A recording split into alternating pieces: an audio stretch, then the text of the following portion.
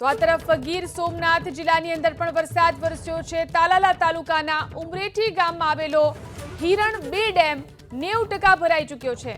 ઉમરેઠીમાં આવેલો હિરણ 2 ડેમ 90% ભરાયો। નીચાણવાળા 14 ગામોને અહીં એલર્ટ કરવામાં આવ્યા છે। જો હવે પાણીની આવકમાં વધારો થાય તો ડેમના દરવાજા ખોલવાની ફરજ પડશે, જેના કારણે નીચાણવાળા 14 ગામોને એલર્ટ કરી દેવામાં આવ્યા છે। તાલાલા તાલુકાના 3 અને વેરાવળ તાલુકાના 11 ગામોને એલર્ટ કરવામાં આવ્યા છે। નદીના પટમાં અવરજવર કરવા ઉપર પ્રતિબંધ આપવામાં આવ્યો છે અને ઢોર ડાંખરને લઈ જવાની પણ મનાઈ કરવામાં આવી છે।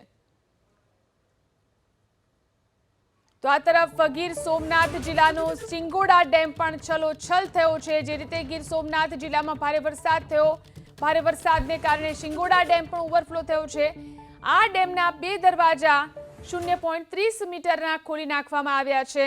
કોડીનાર શહેર અને નદી કાંઠાના 17 ગામોને અહીં સાવચેત કરવામાં આવ્યા। કોઈ પણ લોકો નદીના કાંઠે ન જાય અને આસપાસ અવરજવર ન કરે તે માટે તંત્ર દ્વારા અહીં એલર્ટ આપવામાં આવ્યું છે। કોડીનાર અને ગીર ગઢડા તાલુકાના ગામોને પાણી પૂરું પાડતો આ વિસ્તારનું જીવાદોરી સમાન ડેમ છે કે જે ઓવરફ્લો થતા લોકોમાં ખુશી જોવા મળી રહી છે।